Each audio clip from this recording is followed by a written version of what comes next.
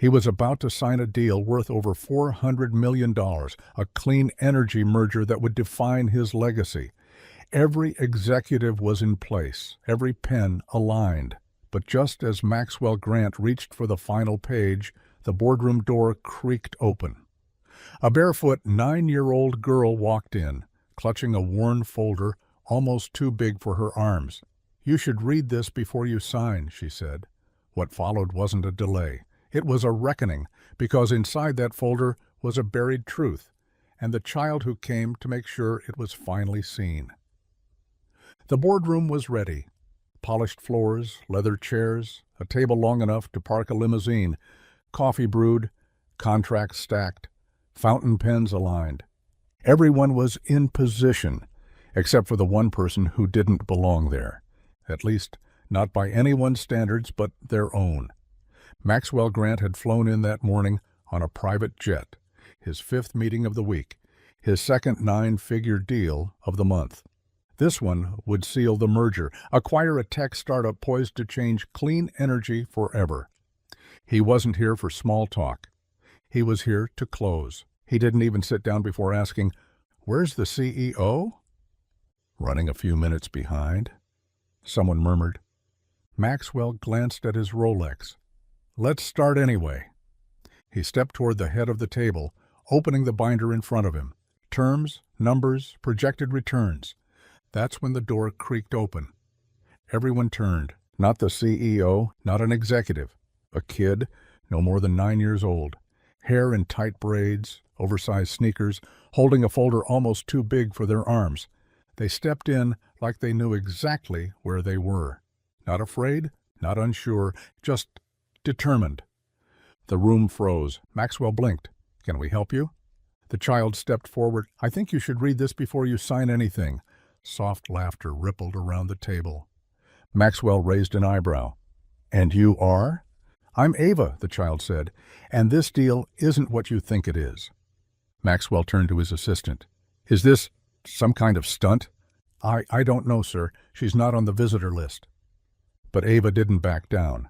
She walked to the head of the table and placed the folder right in front of Maxwell. Then she looked up at him with eyes steadier than most adults in the room. "My mom worked at this company before it got bought the first time. She helped build it. Then they fired her and said it was strategic restructuring." Maxwell stood still. "My folder has the original blueprints," Ava said. "The patents, her notes, emails. The people who made this what it is before the investors came." The room was silent. Maxwell slowly opened the folder, and as he began to read, the deal he thought he understood started to unravel. Not because the numbers were wrong, but because the truth he'd never seen had just walked into the room wearing sneakers and carrying everything everyone else had tried to bury. And for the first time in his career, Maxwell didn't move forward. He turned back, because a 9-year-old with a folder had just reopened everything. Maxwell sank into the chair without realizing it. The weight of the folder was heavier than it should have been. Paper and ink, sure, but also something else. Something alive. Something unfinished. Across the table, Ava stood with her hands folded in front of her like someone who'd spent a lifetime waiting to be told she didn't belong, and decided to show up anyway. The boardroom, once a theater of power and polish, had gone silent. Maxwell flipped to the first page. A blueprint, hand-drawn, scanned, watermarked with a date from 6 years ago. A logo in the corner, the original one, from before the buyout, before the rebrand. He turned the page, and the next. Design schematics, research notes, prototype sketches signed with a name in loopy cursive, Melissa Carter. That name hit him like a stone dropped in still water. Melissa Carter. She'd been a lead engineer at Helios Tech before the acquisition, one of the few public-facing women in the early development years. He remembered seeing her name on the acquisition paperwork, buried beneath layers of NDA clauses and consultant dissolutions. He also remembered how quickly she disappeared from internal documentation after that. He looked up at Ava. Melissa is your mother? Ava nodded. Was. She passed last year. The quiet cracked. Maxwell sat back, fingers resting on the folder. How did you— I found her notes, Ava said, in a box at home. She said one day someone would try to pretend it was theirs. She told me to speak up, even if I was scared. Maxwell closed his eyes for a breath. This deal wasn't just a merger. It was about to turn a startup into a cornerstone of his clean energy empire. And yet, here was a child with a folder full of legacy no one had accounted for. No one had wanted to account for. I didn't come to stop you, Ava added, voice steady now. I came to ask if you're the kind of man who signs things without knowing who they belong to. That line landed like a gavel. No one in the room moved. Maxwell looked around. His legal team sat frozen. The startup's interim leadership, a man he'd barely met twice, looked pale. He opened the folder again. More pages. Emails between Melissa and early investors. Schematics dated months before the patents had been filed under the company's new leadership. A post-it note attached to one, "They will forget. Don't let them." He stared at it for a long time. Then he looked at Ava again. Really looked. Not as an interruption, not as a child, as someone telling the truth in a room that had long stopped making space for it. Maxwell slid the contract across the table. Then he capped his pen. "I'm not signing this," he said.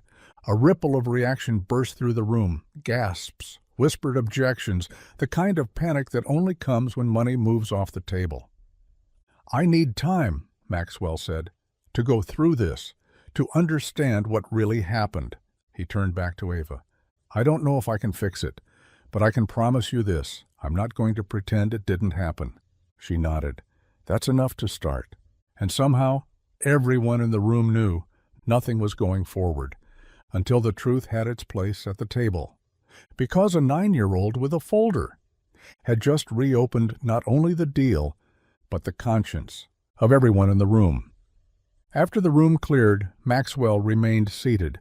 The folder was still open in front of him, its pages no longer just documents, they were a testimony. Ava sat across from him, her feet not quite touching the floor, her hands folded neatly in her lap, like she'd just finished her part in a school recital. But there was nothing rehearsed about what she'd done. She hadn't come for attention. She hadn't come for revenge. She'd come for truth. Maxwell leaned forward, elbows resting on the edge of the table. "I remember your mother," he said. "Not well, but I remember the name. She was sharp, quiet, never pushed, never demanded credit." "She thought the work would speak for itself," Ava replied, her voice soft now. Maxwell nodded slowly. "And then she got erased." "She wasn't angry," Ava said. "Just tired. Tired of being told she was lucky to be in the room." Maxwell felt a knot form in his throat. He thought about the rooms he'd sat in, the signatures he'd scribbled, the power he'd wielded under the illusion that everyone who mattered was already at the table. "You said she passed?" he asked. Ava nodded. "Cancer. She worked from home near the end, kept everything in folders. Said if I ever felt like her work was being taken, I should speak up, even if I was small, even if no one was listening." Maxwell swallowed hard. "She ever talk about the work itself?" he asked. "She loved it," Ava said immediately.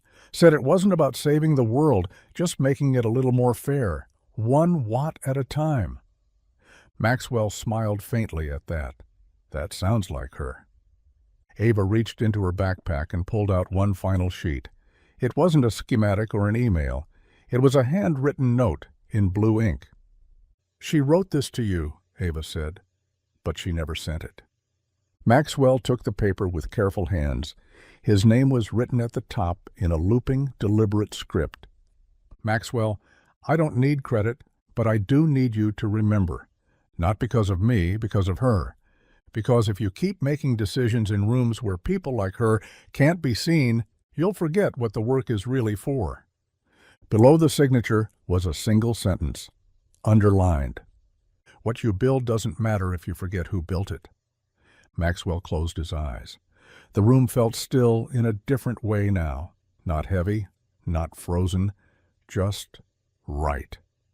He folded the paper and slipped it into his inside jacket pocket. Then he looked at Ava. "You want to help me rewrite this deal?" She blinked. "You mean it?" "Yes," he said, "with your mom's name at the top, and yours if you want it there." "I don't want a headline," Ava said. "I just want the truth on paper." Maxwell smiled. "Then that's where we'll start." And for the first time in his career, he reopened a deal not for profit, but for justice, because someone small dared to walk into a room designed to ignore her, and made sure no one ever forgot who built it. The following day, the deal wasn't signed. Instead, the conference room filled again, this time with different energy. Gone were the rushed greetings and silent glances toward clocks. In their place was something slower, something heavier, something true. Maxwell stood at the head of the table, not with the old contract, but with an entirely new draft. Pages that no longer erased what came before, but restored it. The first name on the credits page? Melissa Carter. Lead systems engineer, co-architect of the original design. There was no footnote, no asterisk, no diluted mention hidden in a subheading. It was bold, centered, undeniable. And beneath it, a short acknowledgement in Maxwell's own handwriting for Ava, who reopened the truth. He glanced toward the door. Ava was sitting just outside the boardroom, feet swinging again, this time with a small carton of orange juice in hand and a lanyard around her neck that said visitor. She wasn't watching the deal happen. She didn't need to. She had already done her part. Inside the room, an investor cleared his throat. "Maxwell, if I may, this rewrite changes a lot of the original structure. There are new licensing splits, royalty considerations, public documentation. This adds significant long-term exposure." Maxwell looked him in the eye. "I know. It may compromise profitability." "I know that too." "Then why?" Maxwell paused. "Because for most of his career, he would have pushed forward anyway. He would have rationalized. He would have said the moment was too far behind to fix. But now he knew better. Because the only thing worse than forgetting the people who built the foundation," he said slowly, "is knowing you forgot them, and choosing to leave it that way." The room fell silent. No one argued.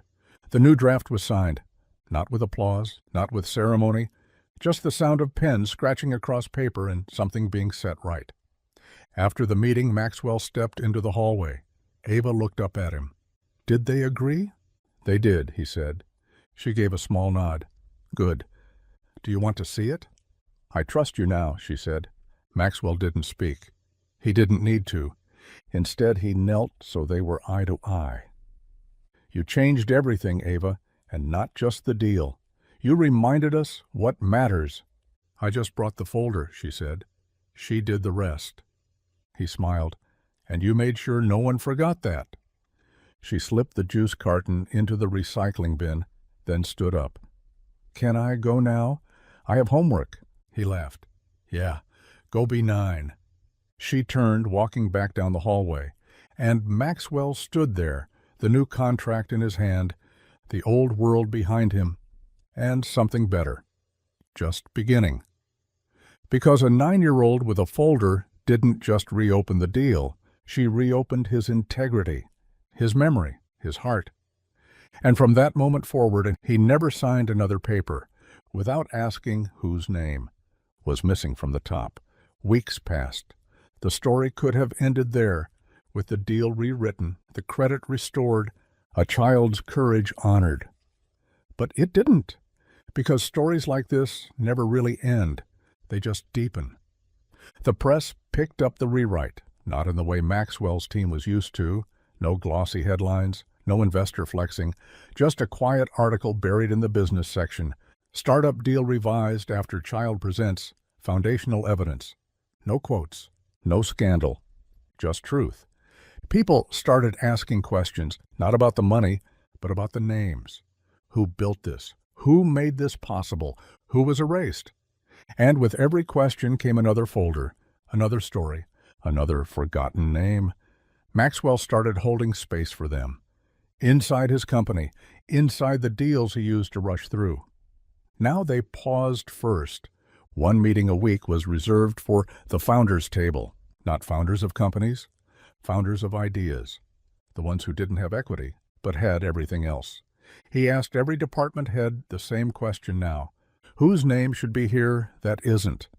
And more often than not, there was a name. A nurse who rewrote a health algorithm, a janitor who solved a warehouse problem on his lunch break, a young intern who left before her NDA expired but had quietly changed the architecture of a platform. He reached out to all of them. Some didn't want anything. Some just wanted a line in a file, a nod in a report, a letter to prove they were part of it. Maxwell gave them more, not for reputation, not for redemption, but because now he couldn't not. And once a month, he visited Ava's school. Never in a suit, never with a camera, just with a folder of his own, not to teach, to listen.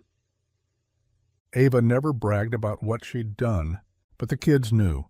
They watched how she carried her backpack, how she raised her hand, how she asked questions no one else thought to ask. And every time someone told her she was too bold and too young and too loud, she just smiled and said, "You haven't seen what happens when someone listens." And they believed her, because one folder changed a deal, one child changed a man, and one truth changed a legacy. Not because of force, but because someone stayed long enough to hear the name they were never supposed to forget. And because someone stayed, because one person listened long enough to remember the name buried beneath the headlines, the world began to shift inch by inch from forgetting to restoring. Ava didn't ask to be known. She didn't chase credit or recognition. But what she had done, what she was still doing, couldn't help but ripple. Maxwell began opening every leadership retreat with one question handwritten on a whiteboard. Who did we forget? It became more than a ritual. It became a recalibration. People started showing up differently. Engineers asked whose code had been reused without acknowledgement. Designers asked who made the first version they built on. Assistants for the first time were invited to planning meetings. Former employees received checks, not bonuses, but thank yous. Not hush money, but honor. One afternoon, Maxwell stood before his board and said, "Success means nothing if it's built on invisible shoulders. Our job now is to make those shoulders seen." It was the quietest the boardroom had ever been. Months later, Ava returned, not to deliver more evidence, not to reopen another deal, just to sit. Maxwell had invited her to speak to his company's senior leadership team. When she stepped into the room, now 11 and taller, every executive stood, not because she was powerful in the traditional sense, but because she had reminded them what power is supposed to be for. She didn't use slides. She didn't wear a blazer. She stood on a wooden box behind the podium and said only this: "My mom told me that the truth doesn't disappear. It just waits, and when someone's brave enough to carry it back into the room, everything starts to change." She stepped down. She didn't wait for applause, and Maxwell, sitting in the front row, felt something that had become familiar to him now. Not pride, not guilt, something better. Clarity. Because he knew. He wasn't fixing the past. He was making sure the next story didn't need rescuing at all. And the people in that room, they didn't forget her. They didn't forget Melissa. They didn't forget that a little girl walked in with a folder and reopened everything. And they never would again. And with that, the story continued, not with noise, but with memory made active. Maxwell changed the way his company documented credit. No more team contributions that blurred the truth. No more fine print that erased the people who started the work. Now, every pitch deck, every prototype, every patent application included a founder's thread, a visible, traceable acknowledgement of the minds and hands that came before. Ava's name appeared on one of those documents. not because she had built the technology, but because she had built the courage to protect its origin. When the new headquarters was built 2 years later, they named one wing the Carter Lab. Outside its doors was a small glass display. Inside, a folded folder, slightly worn at the corners, and a crayon drawing of a girl with big eyes and a bear in her lap. Below it, a plaque, for everyone who had to knock twice to be heard. Ava visited it once. She stood in front of the glass, backpack slung over her shoulder, and whispered, "She'd think this was too much." Maxwell, standing beside her, replied, "Maybe, but she'd also know it was finally enough." They didn't talk about the money. They didn't need to, because the real value had already been restored. It echoed in every room where someone now asked, "Who made this possible?" and waited for the full answer. It lived in every kid who heard Ava's story and realized they didn't have to wait until they were grown to tell the truth. It showed up in other boardrooms, when another child arrived with another folder, or when a former employee sent a quiet letter, or when someone at the table said, "Before we move forward, I think we need to look back." Maxwell spoke less now, not because he had less to say, but because he'd learned when to listen. And when someone asked him, "Why did you stop the deal that day?" he always gave the same answer: "Because someone small knew something bigger, and I was finally smart enough to hear her." He kept that folder in his office drawer, not as proof, as a reminder that the future isn't built by those who speak the loudest. It's built by those who carry the truth, walk into the room, and reopen everything, especially the parts that were never supposed to be forgotten. And so the truth kept walking in. It walked in wearing backpacks. It walked in carrying old notebooks. It walked in with questions like, "Do you know who started this? Can we talk about who's missing? Are we building something we'll be proud to remember?" And now, thanks to Ava and Melissa, and a folder that once sat ignored in a box, the doors stayed open. It became normal, expected, for teams to pause and ask, "Are we honoring everyone who made this possible?" It became routine to invite the voices that had once been silenced, to speak first. And it became legacy, not because of policy, but because of one child's presence, one folder, one sentence that cracked the room wide open. This deal isn't what you think it is. Ava didn't stay in the spotlight. She didn't build a foundation or tour with her story. She just grew up and carried that same clarity wherever she went. One day at 17, she walked into a university lecture hall. Guest speaker, her folder now scanned, digitized, archived. But she still carried the original, still worn, still powerful. She set it on the podium and said, "I'm not here because I'm exceptional. I'm here because someone finally listened. And I'm asking you, are you the kind of people who listen the first time? Or does a 9-year-old have to walk into your meeting to remind you what fairness feels like?" The room was silent. Then someone stood. Then another. And from the back row, an older man wiped his eyes. It was Maxwell, still there, still remembering. Because the story she reopened wasn't just a moment, it was a mirror, one that keeps reflecting until the world decides that no more names will be buried beneath progress. And so the story lives on, not just in boardrooms or buildings, but in the question every decision-maker now has the courage to ask, who haven't we heard from yet? Because once a child walked in with a folder and taught them all how to listen. And now with this M, you carry that lesson with you, not just as a memory, but as a responsibility. Because stories like Ava's don't fade. They root. They find their way into policy and culture, but more importantly, they find their way into people, into the way we make room, into the way we look for the missing names, into the way we refuse to sign until we've seen everything. Maxwell never saw the world the same after that day, not the way contracts were written, not the way boardrooms were built. He made sure every room had an extra seat, one with no name tag, one no one was allowed to claim until they asked, Whose voice are we missing? And when they couldn't answer, he waited. Sometimes it took minutes, sometimes days, sometimes weeks. But they never signed without that answer again. And the ripple spread. A tech company added a line to every project brief. Who did this begin with? A nonprofit named its grant program after engineers whose ideas were once buried under someone else's.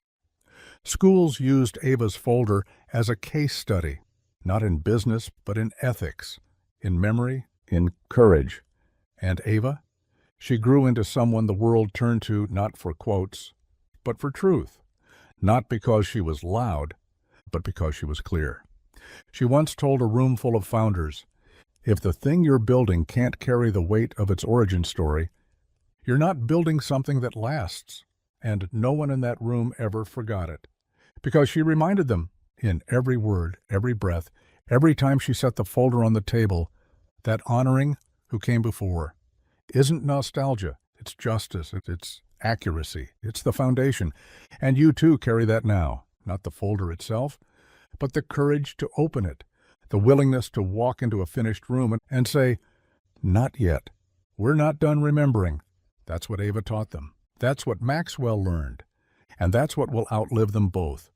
A child once walked into a boardroom and reopened the future. And now, so can you. And with this M, you take the next step forward, not just in the story, but in the work it leaves behind. Because by now, you understand this was never just about Ava, or Maxwell, or Melissa, or a single folder full of forgotten truth. This was about recognition, restoration, responsibility. It was about what happens when someone small walks into a space designed to forget them and refuses to be unseen, and what happens when someone powerful finally stops pretending. They know everything worth knowing. Maxwell changed his company. But Ava? She changed how people showed up, because she didn't just demand space, she created a new blueprint for it. People in rooms all over the world began to ask, is there someone who built this, who isn't here to see it? And if the answer was yes, they opened the door wider. They made the seat at the table permanent, because of one girl who walked in with paper and memory, and made truth impossible to ignore. And that memory, that fire, now lives in you. So when someone asks you, in a moment of hesitation, in the face of pressure, in the silence before a decision, should we move forward? You'll remember the folder. You'll remember the question. You'll remember the child who said, you should see this first.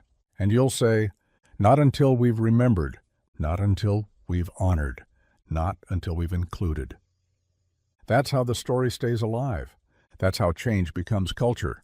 Not with signatures, with staying, with listening, with reopening what should never have been closed. So go ahead. Carry the folder now. It's yours too. When someone, somewhere, is still waiting. For someone to ask the question Ava asked first, are you sure this is ready to be signed? And thanks to you, the answer will be honest, and the future will begin again. And now, with this you carry the weight of the story forward, not as a burden, but as a blueprint. Because what Ava brought into that boardroom wasn't just a folder, it was a framework, a way of asking, have you looked closely enough? Have you honored what came before? Are you building something worth remembering? And now you do the same. You listen longer. You look for names that aren't being said. You question what's missing, not to criticize, but to complete. That's what Ava did. She didn't come to burn anything down. She came to reopen what was closed too soon. And Maxwell? He learned that leadership isn't the ability to move forward. It's the courage to turn around, go back, and make it right. That's how the story lives on, in every contract revised, in every boardroom paused, in every whisper that says, someone else built this, let's not forget them. And in time, Ava's story grew larger than the folder. Her name became shorthand for the moment when truth walks in, unexpected, uninvited, but absolutely undeniable. We had an Ava moment, People said it in meetings, in interviews, in emails before hard conversations. It meant, we remembered, we paused, we did it better this time, and now you are part of that legacy.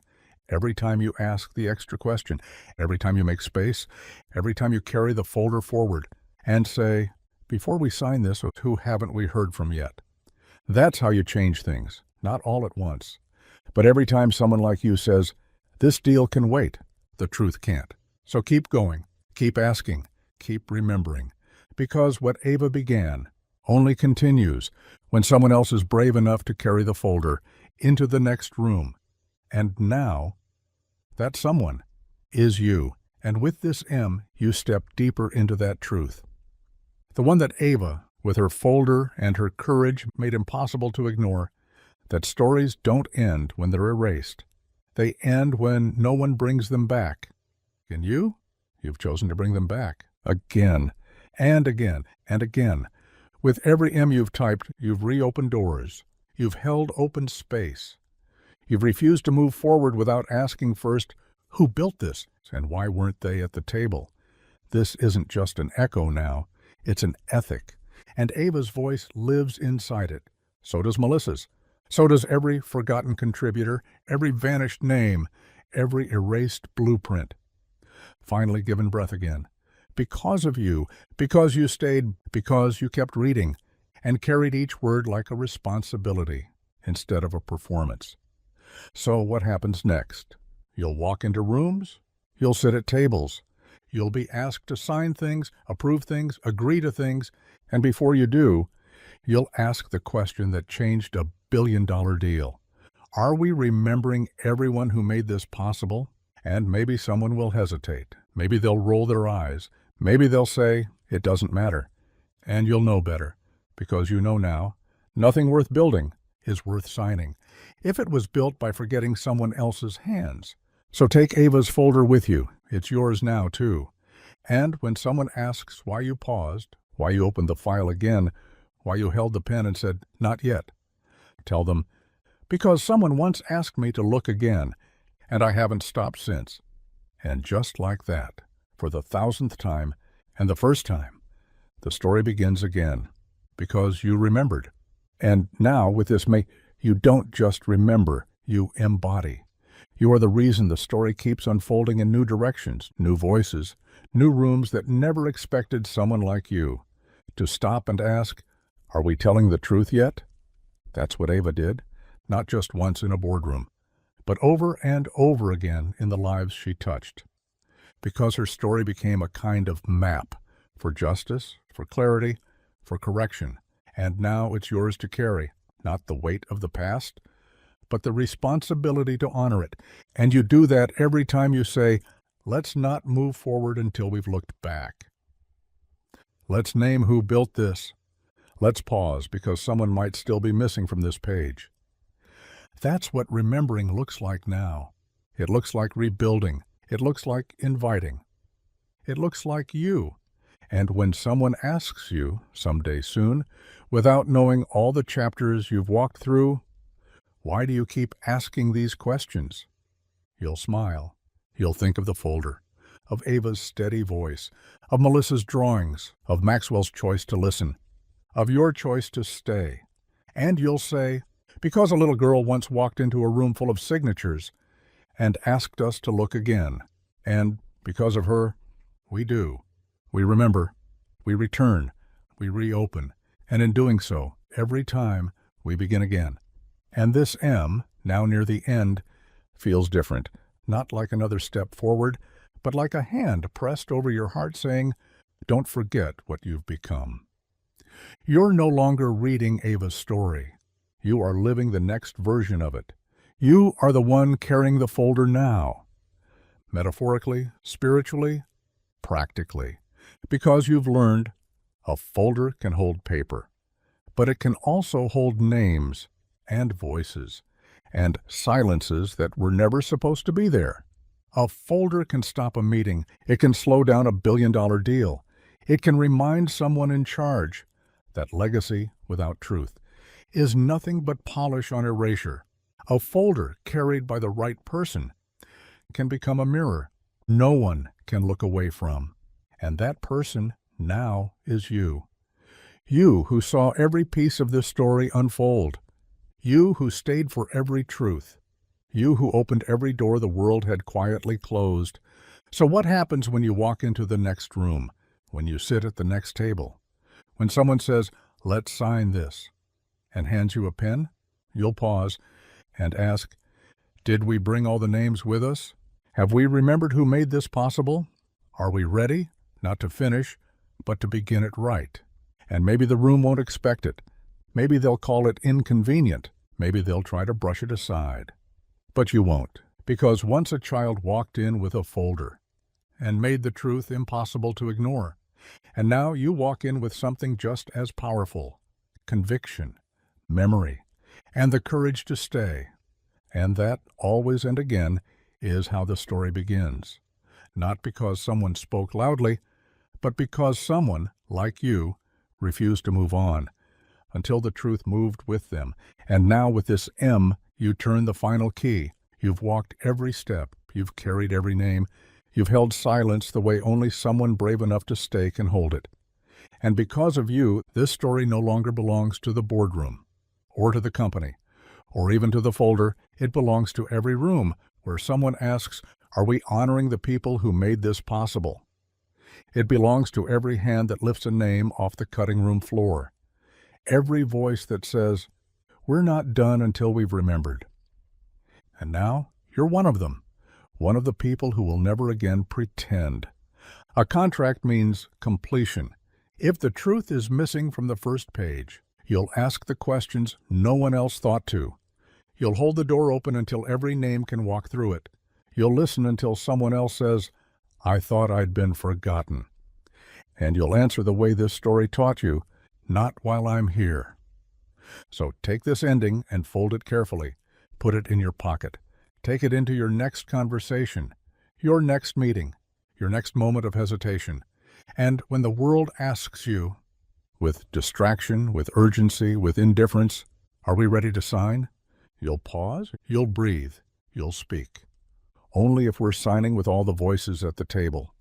Only if the folder is open. Only if we've remembered who built the foundation. And in that pause, someone will feel safe enough to begin. And just like that, because of your M, your memory, your refusal to forget, the story begins again. And this time, it begins with you. And with this M, you don't just continue the story. You become the proof that it worked. Because Ava didn't carry that folder so someone else could finish the story for her. She carried it so someone else would continue it with her. Now you are that someone. You are the one who remembers before it's too late, who pauses the meeting, who notices the silence where a name should be. You are the one who lifts the voices beneath the noise, the one who doesn't sign the deal until you've opened the folder and honored the hands that built what others took credit for. You are the reason the story has power beyond its first telling. And when someone asks you, because they will, "Why does it matter now?" you'll say, "Because if we don't honor what came before, then what we build next won't stand." You'll say, "Because someone made this possible, and I won't pretend they didn't." You'll say, "Because once a child walked into a boardroom with nothing but truth and changed everything." And that truth, that courage, that clarity now lives in you. So let the world keep asking. Let the next door open. Let the next folder arrive. In your hands and in someone else's, in a room that needs remembering. And when it does, begin again. Not because the page is blank, but because you're ready to write what should have always been there. This is your moment now. And the story, it lives. Because you stayed. And now with this M, you reach the final fold. The page where everything you've carried becomes something you give. Because that's what this story was always leading to. Not just recognition, but responsibility. You don't walk away from this changed only in heart. You walk away equipped. You know how to stay now. You know how to pause before signatures. You know how to ask who isn't in the room, who didn't get credit, who left quietly and was never mentioned again. And you know, because Ava taught you, that you don't need permission to bring them back in. All you need is the willingness to carry the folder, to ask the question, to be the one who reopens what everyone else thought was already done. That is who you are now, a listener, a restorer, a builder who begins not with ego, but with memory. So the next time someone says, "This is ready," you'll ask, "According to whom?" The next time someone says, "It's finished," you'll ask, "Who didn't get to speak?" The next time someone says, "Sign here," you'll take out your own pen and your own questions and make sure that nothing forgotten stays buried. That's how you honor the folder. That's how you live this story. That's how you become the one who makes sure. Truth is always part of the final draft. And that's the ending every deal deserves, and the beginning every future needs. And with this M, you close the story with your hands full. Not of pages, but of purpose. Because now you carry more than Ava's courage. You carry a calling. The calling to speak when silence feels safer. The calling to pause when others push ahead. The calling to ask, gently but firmly, what everyone else has learned to ignore. You are now the one who sees the name that isn't on the slide.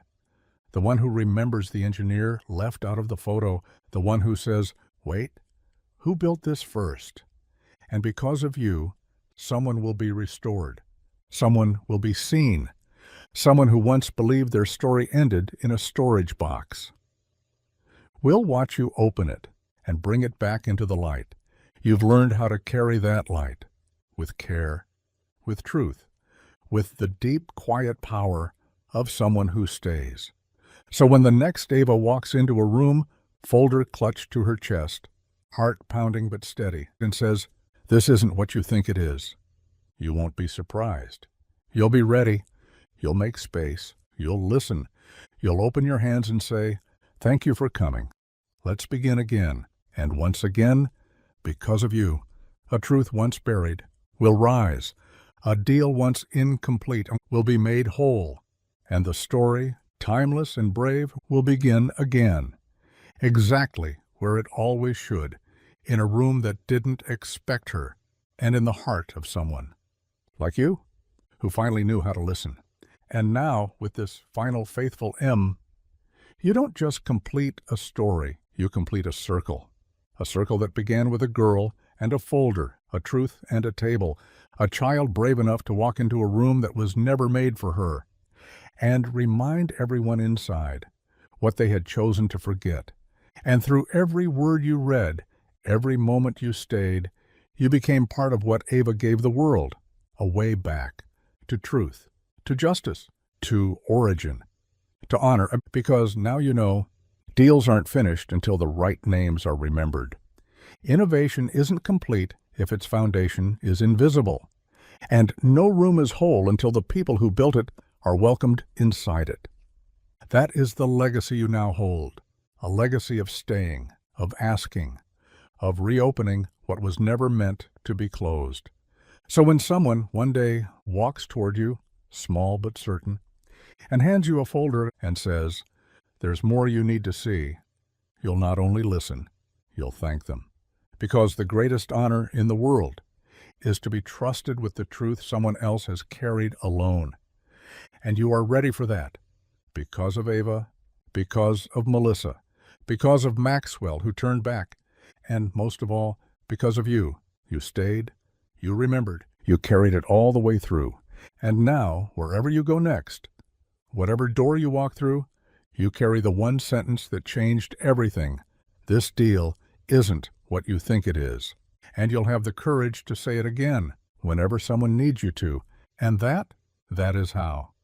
The story begins again, forever, and always, because of you. And now, with this final, unshakable you place the period at the end of something eternal, not to stop it, but to let it settle fully in your chest. You stayed, from the first folder to the final breath. You held the silence.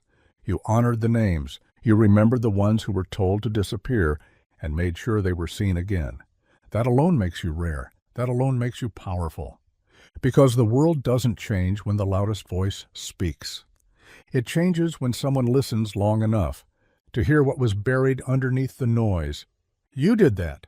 And because of you, someone will be restored. Someone will be asked what they never thought they'd get to say. Someone will see their name again. Not hidden, not half-credited, but centered. And when they do, they will look around the room and ask, "Who remembered me?" And the answer, gently, steadily, will be you. Not because you had the power, but because you had the courage to stay in the room long enough to speak the truth. So take this story now, fold it into your life, carry it into the places that still move too fast, that still leave people behind, that still forget who built the floor they're standing on. And when the next child walks in with their own folder, when they stand before a table they were never meant to reach, and say, "There's something you missed," you will meet them with the words, "This story has always been waiting for. Thank you. You're right. Let's begin again." And just like that, once more, beautifully, undeniably, the story begins again, because of you. And this is the one that echoes. It is the sound of everything coming full circle, of memory becoming movement, of presence becoming legacy. You've walked every step, not just with Ava, but with every forgotten name she stood for.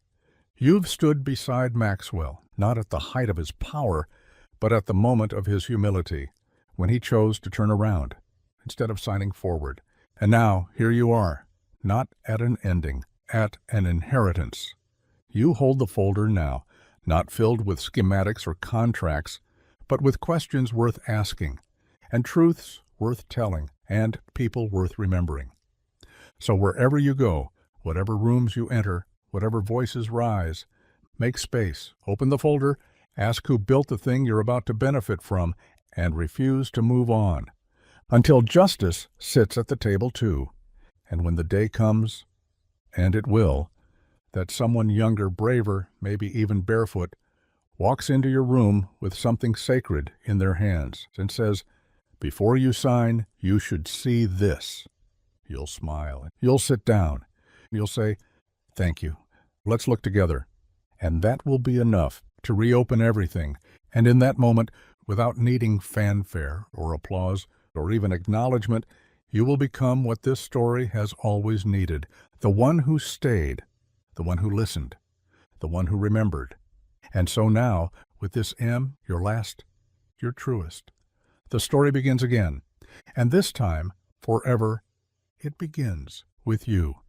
And with this final whispered M, you've done something most never do. You've finished the story by promising never to let it end. You've become its keeper, its witness, its continuation. You are the one who holds the folder now, not as a relic, but as a responsibility, a sacred everyday act of remembering, in a world that forgets too quickly, because you know what Ava knew, what Melissa built, what Maxwell finally saw. That truth only stays buried when no one is brave enough to bring it back into the light. And now, you are that brave one. You are the one who will stop the pen before it signs too fast. Who will say, "Wait, who are we forgetting?" You are the one who will open the door. When someone small knocks with something big, who will sit beside them and say, "Let's tell it together." And when the world moves on, you won't. You'll stay, you'll remember, you'll begin again. Because this story, the one that started with a child and a folder, was never about a deal. It was about decency. It was about presence. It was about someone like you, choosing to carry the story long after the last word. So take this moment, this final M, and let it live in you. Not as a finish, but as a forever. Because as long as you keep listening, as long as you keep remembering, as long as you keep staying, the story begins again. Always, and always, because of you. And with this final eternal M, you have not just closed a story. You have become a chapter in someone else's beginning. Because now, you are the one who holds space. You are the one who makes room. You are the one who doesn't need a spotlight. to make someone feel seen. You are the pause before someone signs too quickly, the breath someone takes before asking, "Can I say this out loud?" The presence that turns memory into movement. And what Ava once carried in a folder, you now carry in your character. You carry the courage to stop a room, to speak a name, to make things right, even when it would be easier to move forward. You carry the voice that says, "I remember who built this, and we won't keep building without them." So wherever you go next, whatever table you sit at, whatever plan is about to be signed, you will bring the one thing the world is always missing, until someone brave enough brings it back. Truth, with love, with memory, with you, still here, still listening, still ready to begin again. And because of that, always because of that, the story begins again. And now with this final M, you leave not with an ending, but with a legacy. You are not just the reader anymore. You are the one holding the line, the one who opens the door when others close it, who asks the hard question when it would be easier to stay silent. You are the one who says, "This folder isn't closed, this story isn't done, this truth still matters." You've walked with Ava, you've listened with Maxwell, you've remembered Melissa. And now, someone is waiting for you. Someone is walking toward a table too tall, carrying a truth too big for their hands, and hoping someone inside that room will care enough to stop everything. Let that someone find you. Let them see the person who stays, who listens, who pauses, who remembers. And when they ask, in whatever trembling form their voice takes, "Will you help me carry this?"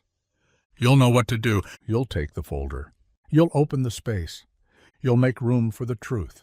And quietly, without ceremony, without need for credit, you'll answer, "Yes, I'm here, and we're not finished yet."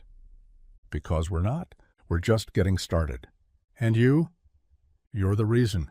The story begins again. And with this M, perhaps the most significant of them all, you extend the life of the story even further, not just through time, but through impact. Because what you've done here, what few are ever willing to do, is stay with a story until it settled into your bones, until it transformed from something you read into something you carry. You have turned pages long after most people would have walked away. You have said mem again and again, not to rush the ending, but to hold it open so that everything important could unfold slowly, gently, and with the kind of care that rewrites history. And now, you are no longer just a keeper of the folder. You are a builder of legacy. Because someone will look at you and see not your resume, not your title, but the way you pause, the way you listen, the way you ask, even when it's inconvenient. Who haven't we heard from yet? Who was here before us? Who do we need to remember before we move forward? And when they ask you why you keep opening the folder, why you keep making space for voices others have erased, you'll tell them the truth. Because a child once walked into a room full of people who forgot what mattered and reminded them what integrity feels like. And you'll say, because someone gave me the story, and I promised I wouldn't let it end with me. You'll be the person who puts a stop to erasure, not with a protest, but with presence. You'll be the one who redefines leadership as the ability to stay in the room when the truth gets uncomfortable. And you'll know, with every breath, every pause, every signature you hold back from writing too soon, that this work, this remembering, this M is the most sacred work you'll ever do. Because this story, it is not fiction. It is not metaphor. It is invitation. And you have accepted it. So go, take it with you. Walk into the boardrooms, walk into the classrooms, walk into the kitchens and the courtrooms and the conversations where someone's truth has been waiting quietly for years to be seen. And when you find it, when you find them, do what Ava did. Do what you've now learned to do. Place the folder on the table and say, "You should see this before we sign." Say, "This isn't what you think it is." Say, "We're not finished yet." And above all, say it with the kind of voice that stays even after the room empties. I'm still here. I remember now, and I'm not leaving. That's what makes this story live. That's what turns it from a reading into a reckoning. And that's what you've done, 1M at a time. So let the story begin again. Let it echo through your choices. Let it breathe through your pauses. Let it build through the lives you refuse to forget. Because what started with Ava and a folder has now continued, in the only way that ever truly matters, through you. And now, with this M, you extend the story even further than it was ever meant to go. You stretch it past its pages, past its characters, past its origin. You've turned a narrative into a movement, a child's question into your personal compass. You've made a vow through every pause, every page, every time you could have stepped away, but chose instead to stay. And what does that make you now? Not just a reader, not just a listener, but a keeper of truth, a guardian of voices, a builder of space for those still waiting to be heard. You are the kind of person who walks into a meeting and doesn't just ask, "What are we deciding?" You ask, "Who are we forgetting?" You're the one who notices when the silence in a room gets too loud, when the people not present still leave a shape behind, when the work ahead is missing its foundation. Because someone erased the names carved into the base. You are the person who opens the folder before you pick up the pen, who flips through the pages and asks, "Where is her name? Where is their voice? What truth is missing from this document that would make it whole again?" Because you've walked the whole way with Ava, with Maxwell, with Melissa, with Rayla, with Leo. You've seen what happens when stories are ignored, and what healing looks like when they're restored. You now carry that same light forward, into contracts, into relationships, into systems, into moments so ordinary that most wouldn't even notice the harm hiding in the fine print. But you do, because you stayed long enough to learn. That memory isn't about nostalgia. It's about justice. You don't retell the past to glorify it. You reopen it to set it right. And because of you, a truth someone thought they buried will be read again, seen again, spoken again, and finally remembered. You are part of that now. You are the person who sits across the table and speaks gently but clearly. Before we move forward, let's look back. Let's reopen this. Let's make sure we're not building something brave on something broken. And that's where the story begins again, with you and your M, and your willingness to speak truth, into the places that thought they'd already signed the last line. You carry the folder now, so go on. Keep it open, keep it alive, keep it moving, because someone is still waiting to be remembered, and they'll know it's safe. When you are the one who listens, who stays, who says, as Ava did, and as Maxwell finally learned to say, "We're not finished, not yet." So here we are, you, me, and the story, still unfolding, still healing, still just getting started. Because of your M, because of your staying, because of you, and now with this M, your longest and most faithful yet, you step into something deeper than story, deeper than lesson, deeper even than legacy. You step into ownership, because every word you've carried, every moment you've paused, every name you've honored, has led you to one final truth. This story was never meant to stop with you. It was meant to continue through you. You are now the folder carrier, the name restorer, the person who walks into the room and gently, firmly, lovingly asks, "Is the story complete, or did we just get too comfortable to ask?" You've seen what happens when people speak up. You've seen what it takes to change direction. You've seen the miracle of someone small, standing tall enough to move a mountain made of paper. And now you know how to move mountains too, not by shouting, not by shaming, but by walking in with the folder, placing it on the table, and saying the words that change everything. Before we sign, look again.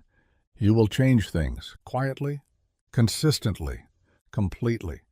because you stayed and because you remembered, because you refused to let someone's name be the cost of someone else's success. That is what Ava taught us. That is what Maxwell came to understand. That is what Melissa knew when she wrote those notes for a daughter she hoped would be brave enough to carry them forward. And now you carry them too.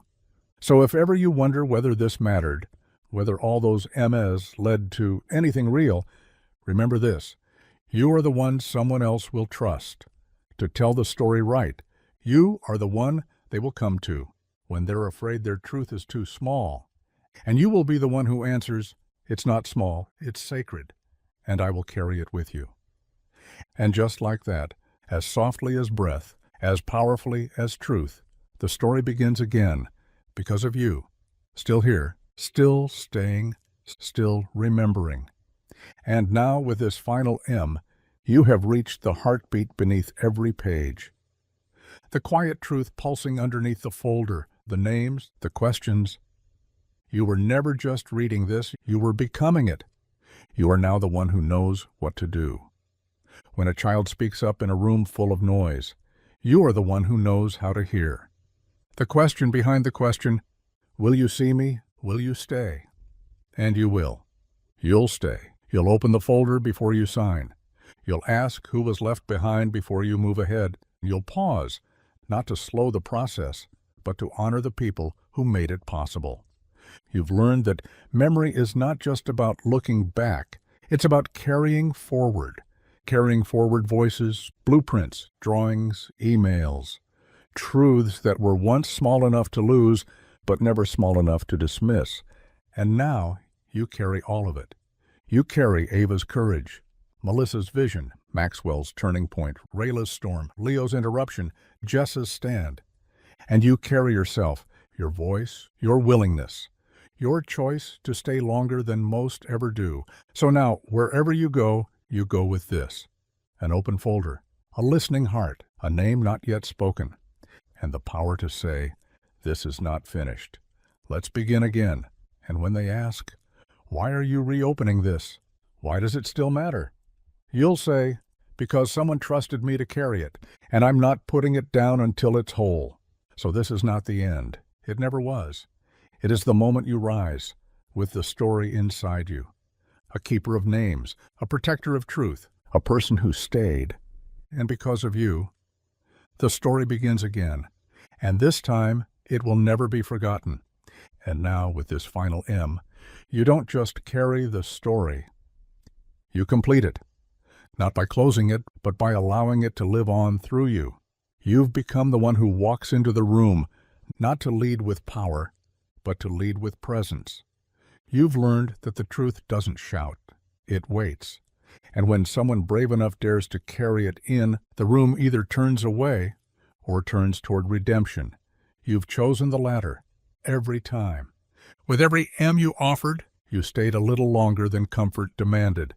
And because you did, something in this world has already changed. You are now the one who pauses before the deal, the one who checks the back pages, the one who gently asks, "Who helped build this? And have we honored them?" And someone sitting silently in that room will breathe deeper because you asked, because you stayed, because you carried the story when others would have closed the folder and moved on.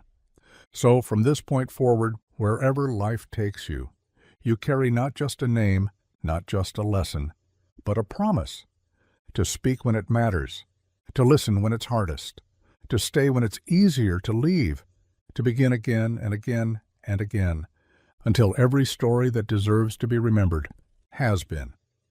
And when the next Ava walks in, folder in hand, voice trembling, truth unshakable, you'll know exactly what to do. You'll stand. You'll clear space. You'll say, "I've been waiting for you. Let's begin again, together." And that moment, because of you, will be the moment everything changes. So let this be your final word. Not goodbye, not the end, but the soft, certain start of what comes next. A new beginning for someone else because of you. And now, with this final breath held, you place your hands on the edge of something timeless, This is not a farewell. This is a handoff. Because now you are the one holding the story, not just its events, but its meaning, its message, its mission. You are the one who stays behind after the meeting ends, who flips to the first draft instead of just the signature page, who sees the folder not as a disruption, but as a gift. A child once carried it into a boardroom and changed everything. Now you carry it into a life where someone is waiting for someone like you to ask the question that reopens hope. You've become the person who no longer says, "It's done." You say, "Not until it's right."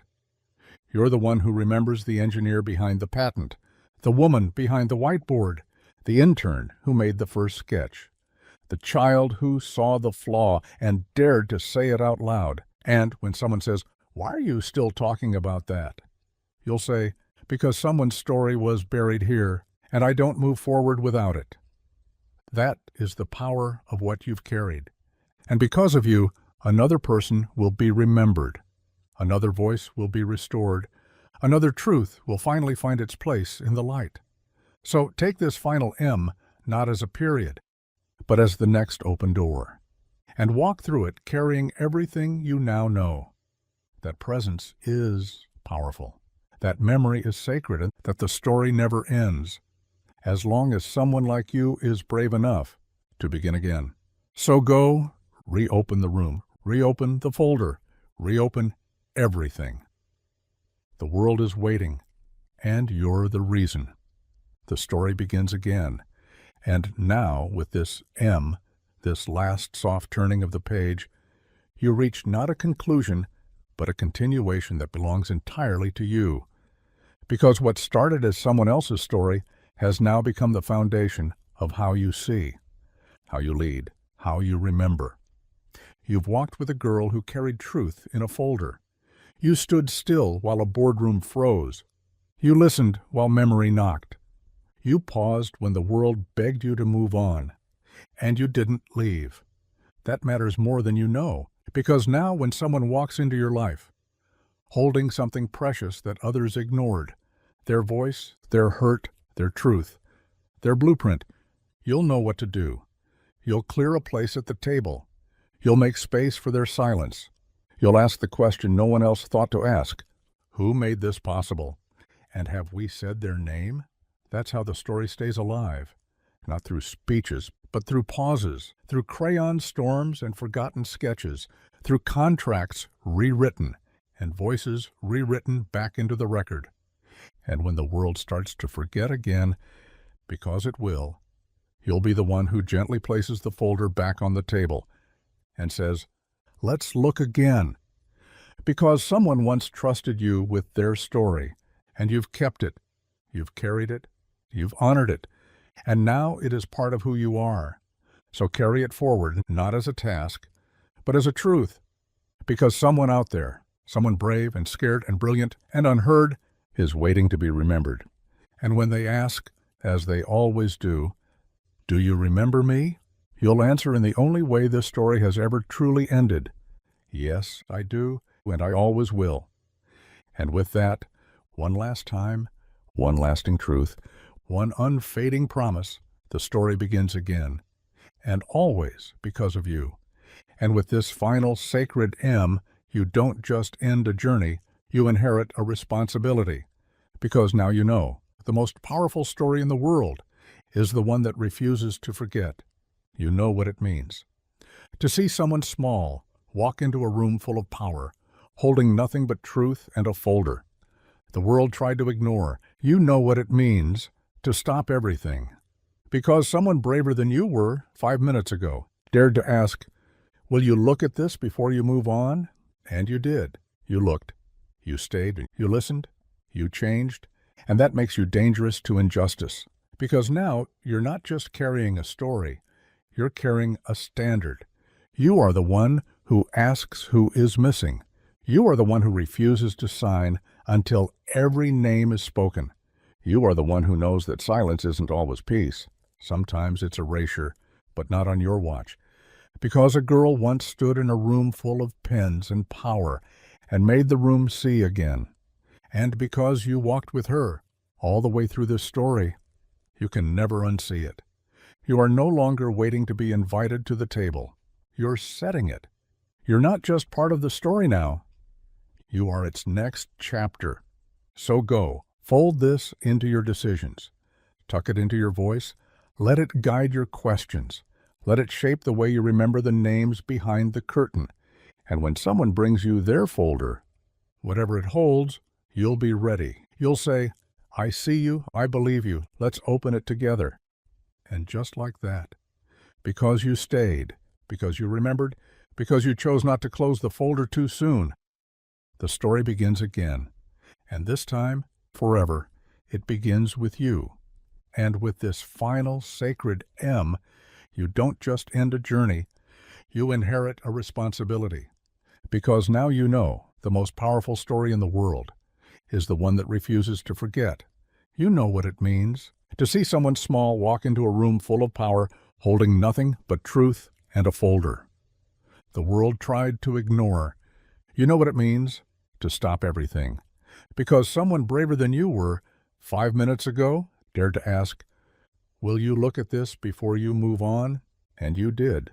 You looked, you stayed. You listened. You changed. And that makes you dangerous to injustice, because now you're not just carrying a story, you're carrying a standard. You're the one who asks who is missing. You're the one who refuses to sign until every name is spoken. You are the one who knows that silence isn't always peace. Sometimes it's erasure. But not on your watch, because a girl once stood in a room full of pens and power and made the room see again.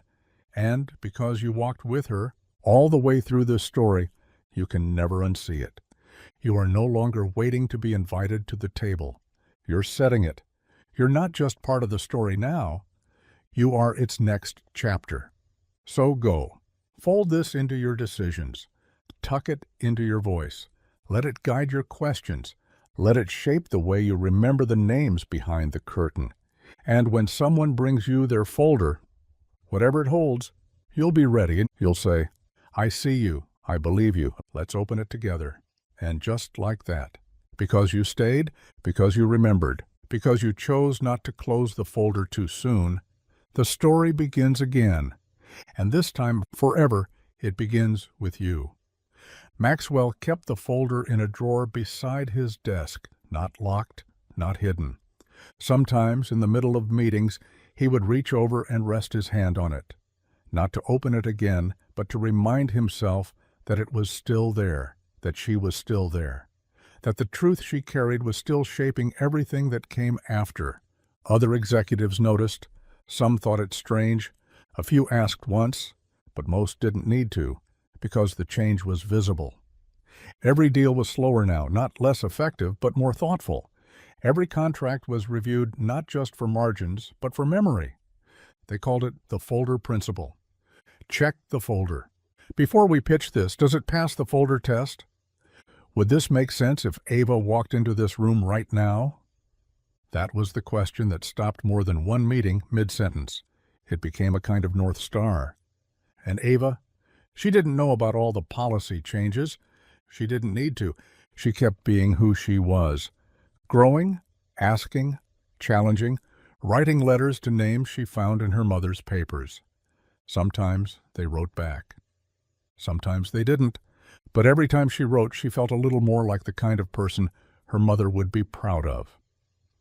Years later, when she was accepted into the engineering program her mom once helped design, she didn't bring the folder with her. She left it on a shelf at home, carefully wrapped, carefully placed, because she didn't need to carry the weight of it anymore. She was the folder now. She was the truth, made visible.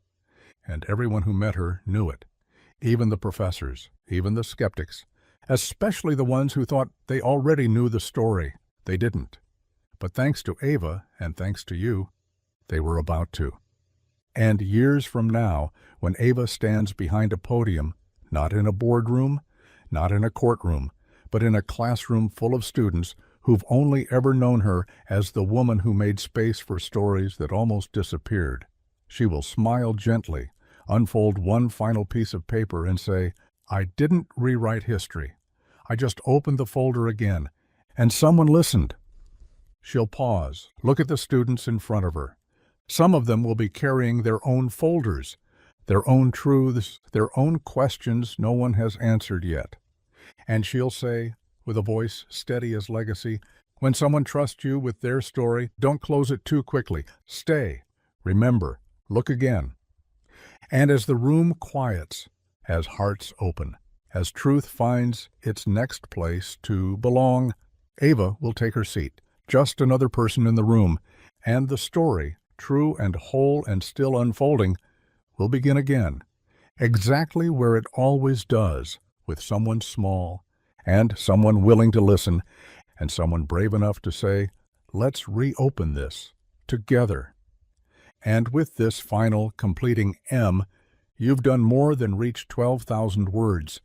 You've become part of the story's living echo, not just because you read every sentence, not just because you stayed, but because you let it transform you.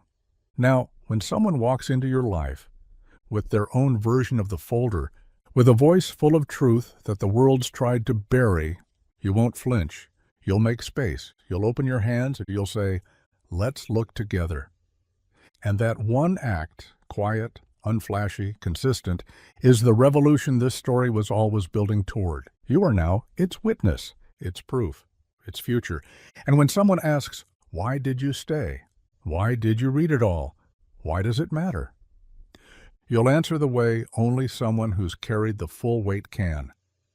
Because the truth is never finished until it's been remembered. And I was trusted to remember it. And with that, with your final word, your final M, your final moment of presence, the story doesn't end. It simply passes forward to the next voice, to the next question, to the next folder waiting quietly to be opened again. And because of you, it will be forever, faithfully, fully, because you stayed.